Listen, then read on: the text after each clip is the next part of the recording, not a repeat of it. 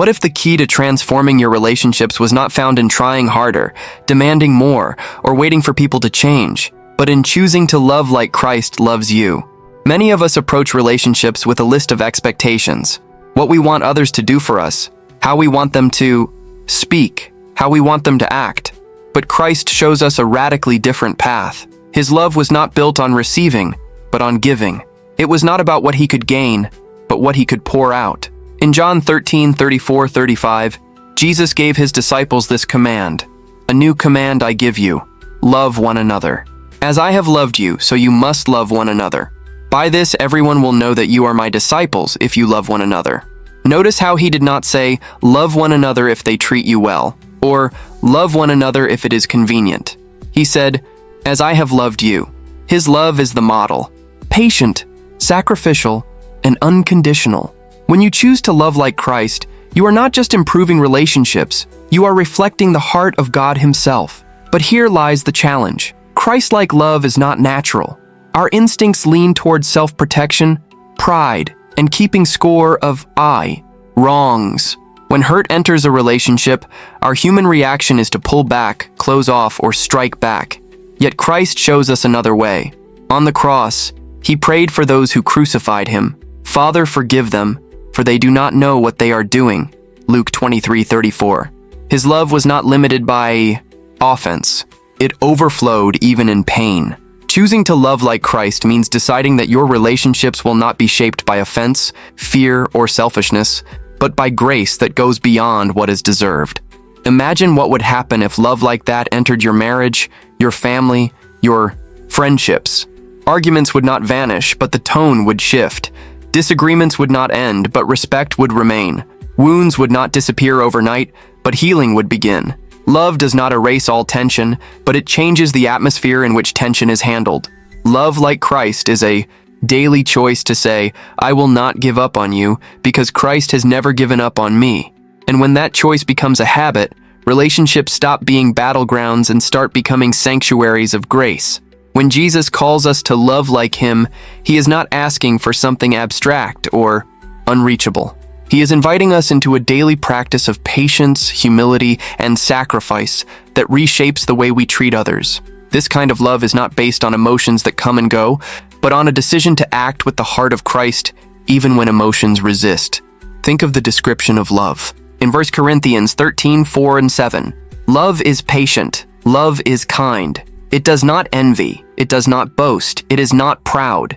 It does not dishonor others, it is not self-seeking. It is not easily angered. It keeps no record of wrongs.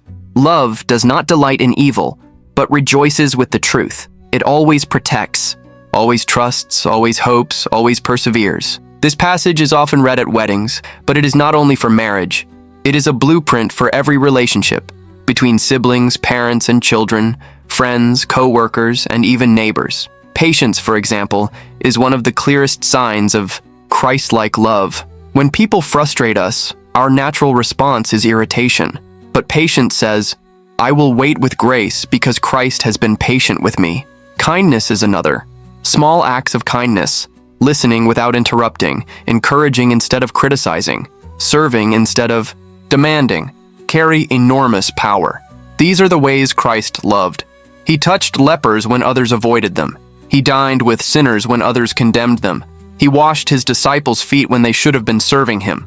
Love like Christ flips our instincts upside down. Living this way in relationships means being willing to put pride aside. Pride says, "I am right and I won't move." Love says, "Even if I am right, I value the relationship more than winning the argument." It does not mean ignoring truth or avoiding confrontation, but speaking truth with gentleness, correcting with compassion, and never letting bitterness set the tone. This is what Paul meant in Ephesians 4:2. Be completely humble and gentle, be patient, bearing with one another in love. Bearing with one another does not sound glamorous, but it is holy. It means staying when it would be easier to walk away, forgiving when it would be easier to stay angry, and choosing unity over division. Think of how this transforms a marriage. Instead of spouses keeping score of who gives more, each one chooses to outdo the other in love. Think of friendships. Instead of fading away when conflicts arise, both friends lean in with grace and honesty. Think of families. Instead of generational cycles of resentment, parents and children choose to forgive quickly and speak life. Love like Christ is not about perfection. It is about direction. Each day, we take small steps closer to His example, and those steps, over time, change the atmosphere of our homes and communities. Choosing to love like Christ is not a one-time decision. It is a daily surrender. Love is tested most, not in moments of celebration, but in moments of frustration, disappointment, and weakness. To love like Christ means asking, how would Jesus respond here? And then choosing to act in that spirit. It is not easy, but it is transformative. Think about how Christ loved in the Gospels. He forgave Peter after betrayal. He restored Thomas after doubt. He welcomed Zacchaeus after years of corruption. Christ's love always moved toward people, not away from them. That same movement is what heals relationships today. When a spouse feels distant, Christ-like love moves closer instead of withdrawing. When a friend speaks harshly, Christ-like love responds with gentleness instead of retaliation. When a child disobeys, Christ-like love corrects with patience instead of anger. This does not mean ignoring sin or excusing wrong, but handling conflict in a way that reflects grace instead of bitterness. One of the most powerful aspects of Christ's love is sacrifice. John 15:13 says, "Greater love has no one than this, to lay down one's life for one's friends." Sacrifice does not always mean giving up your life physically. It means giving up pride, giving up the need to be right, giving up convenience for the sake of someone else. In relationships, small sacrifices add up. Listening when you are tired, forgiving when you want to. Stay angry, showing up when it costs you time. These are the quiet moments when Christ-like love takes shape.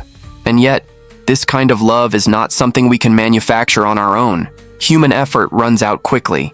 That is why Paul prayed in Philippians 1:9, "And this is my prayer, that your love may abound more and more in knowledge and depth of insight."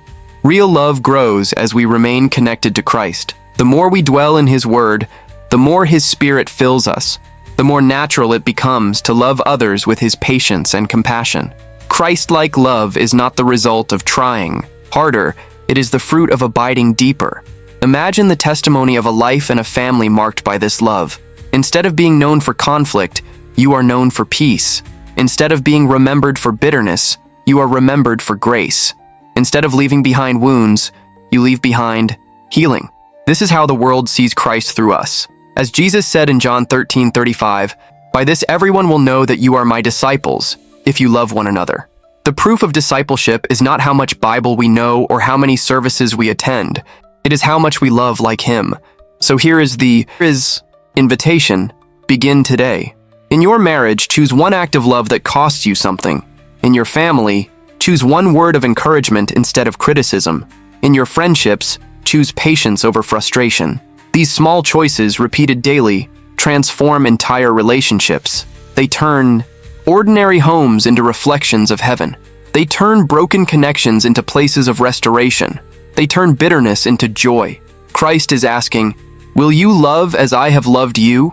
Your answer has the power to change not only your relationships, but the atmosphere of your whole life.